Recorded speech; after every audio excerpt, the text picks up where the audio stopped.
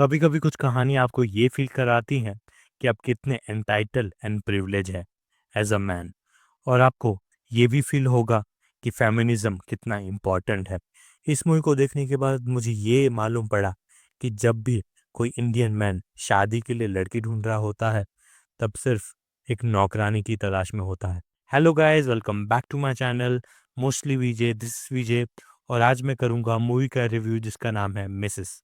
Mrs एक Hindi drama movie है जिसको 7 फेब को Z5 पे रिलीज कर दिया गया था।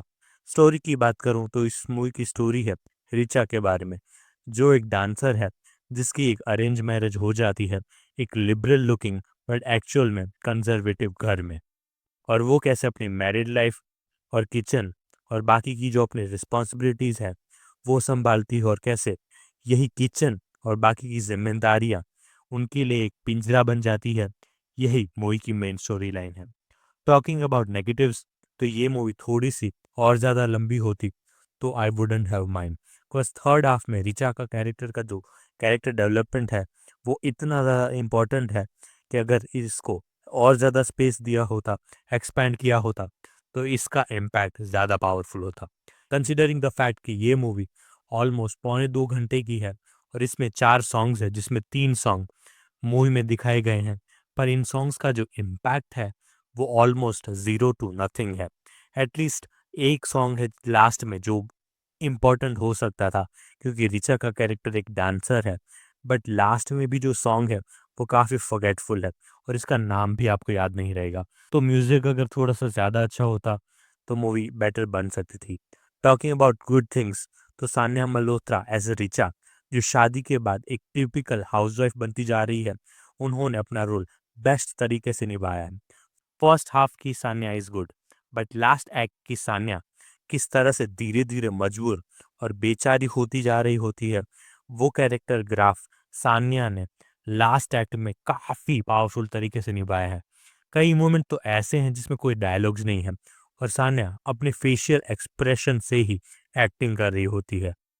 निशान दहिया, जो सान्या के पति का रोल प्ले करते हैं, जो एक गायक है बट आयरॉनिकली अपनी बीवी की तकलीफों को ही वो समझते नहीं हैं।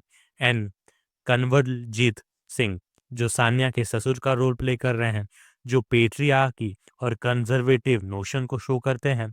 द गुड थिंग इज कि he is not out and out villain, but जैसे जैसे आगे कहानी बढ़ती है वैसे वैसे यू स्टार्ट रियलाइजिंग कि ये कैरेक्टर भले ही किसी को मारते पीटते नहीं है, बट ये दोनों कैरेक्टर दिन ब दिन किसी एक कैरेक्टर की जो आइडेंटिटी है वो दबाते जाते हैं।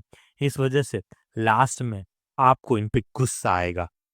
जिस सीन्स में कुछ कैरेक्टर का कॉन्फ्लिक्ट हो रहा होता है, जिसमें बात छोटी है बट ये फाइट्स बड़ी हो जाती है, वो आपको याद रहेंगे, क्योंकि हर घर में शायद ऐसे न ऐसे मोमेंट तो क्रिएट होते ही रहते हैं, विच मेक्स यू रियलाइज कि अपनी original movie the great Indian kitchen की तरह ही मिसिज में जो किचन है, जो रसोड़ा है, वो अलग अपने आप में ही एक कैरेक्टर है।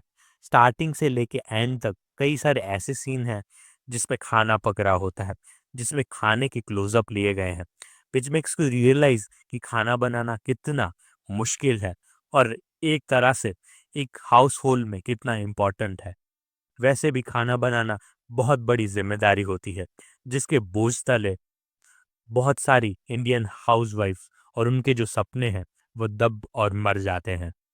As a man watching this movie made me feel uncomfortable, and it made me realize कि एज अ मैन मैं कितना प्रिविलेज हूँ और कितनी सारी चीज़ों को नॉर्मलाइज किया गया है। So finally I will give this movie 3.5 stars out of 5। ये मूवी आपको कैसी लगी कमेंट में ज़रूर बताइएगा। इस मूवी से रिलेटेड मुझसे कोई डिटेल मिस हुई है तो वो भी कमेंट में ज़रूर बताइएगा, और ऐसे ही वीडियोज़ के लिए मेरे चैनल को सब्सक्राइब कीजिए। And thank you for watching.